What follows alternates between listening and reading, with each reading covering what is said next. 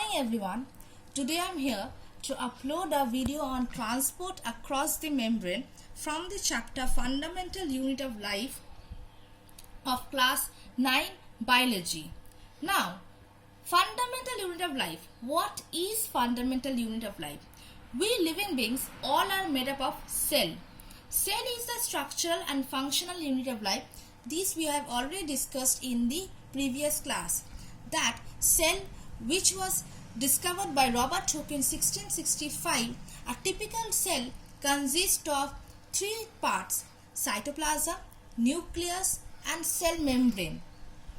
And these cell membrane, we have discussed that cell membrane is the outer covering of the animal cell and the inner to the cell wall in plant cell, because cell wall is present only and only in plant cell.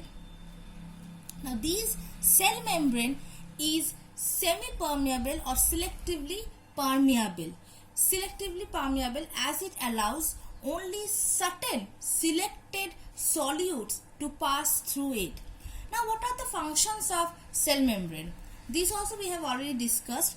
Number one, cell membrane provides shape to the cell. It provides shape. Next is it acts as a mechanical barrier. It acts as a mechanical barrier for the cell organelles and the cytoplasm. And third is it protects, because as it acts as a selectively permeable, it protects the cell from any other substances to enter. Now, today we are going to discuss regarding transport across the membrane. Now, membrane acts as a physical barrier. Physical means which is in contact. Physical barrier between the cell organelles and the cytoplasm. Now we know from class 8 that cytoplasm is the jelly-like fluid matrix which is present within the cell, and cell organelles are the organelles which floats within the cytoplasm, and these cell organelles are assigned specific function. So this membrane acts as a physical barrier between the cell organelles and cytoplasm, as well as the cell from its surrounding environment. Now here two terms you will be coming. One is selectively permeable, another is semi-permeable. Selectively permeable means it allows all solvent but only selected solute, and semi-permeable means it allows only the solvent to pass through it. Now the question might come in your mind, what is solvent and what is solute? So solvent plus solute always make solution. For example, solvent is water in which the solute is dissolved, and let the solute be sugar. Then sugar dissolves in water and it forms a sugar solution. Again, if the solvent is water, solute can be salt, then it will be a salt solution. Now active and passive transport. Now substance may pass through the membrane with or without the expenditure of energy or the use of energy. Active transport requires energy to transport or pass through the membrane. Active transport requires energy, and passive transport, there is no requirement of energy. Now what is passive transport? Now passive transport is a transport in which the substance passes through the membrane without the use of energy. Passive transport can be of two types. Number one, diffusion. What is diffusion? Diffusion is a movement of substance from region of higher concentration to lower concentration. For example, this is a room, and in the corner of the room you have opened a bottle of dew. What will happen? You will immediately observe that after 5 to 10 minutes, not even 5 to 10 minutes, within 5 minutes only, the entire room is filled with or fragmented with that smell. Why? Because over here it is a higher concentration, there only the bottle is opened. Now what will happen?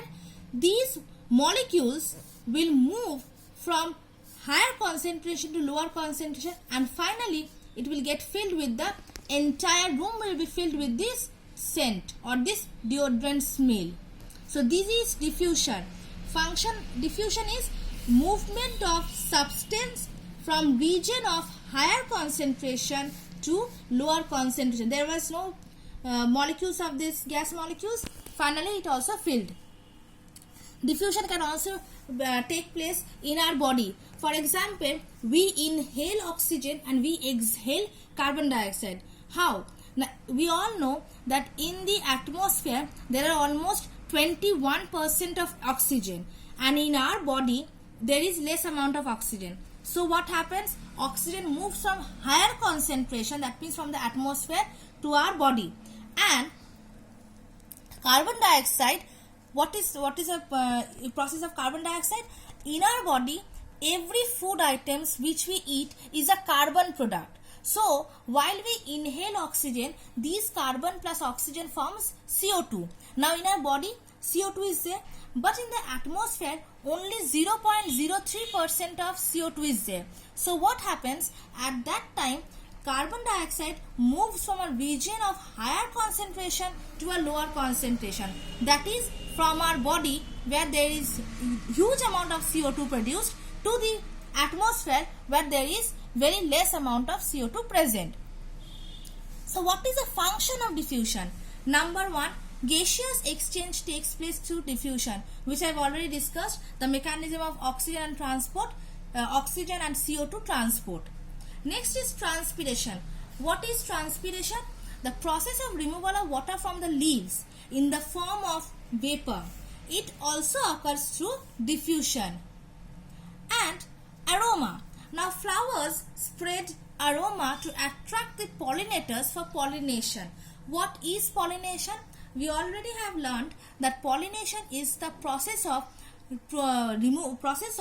transfer of pollen grains from the anther to the stigma of a female flower, and anther is present in a male flower. So pollination is the transfer of pollen grains from anther to the stigma of a flower, which leads to fertilization. So over here, and these pollination is carried by pollinators or pollinating agents. For example, wind, water, bees, insect, certain rats.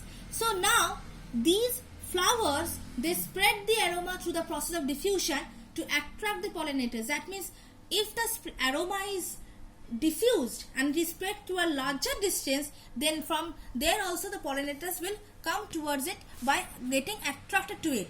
This is the aroma, and this is today's video, which was all about passive transport, diffusion. Next day we will move to the chapter, or next day we will move to the osmosis, which is another passive transport. Thank you.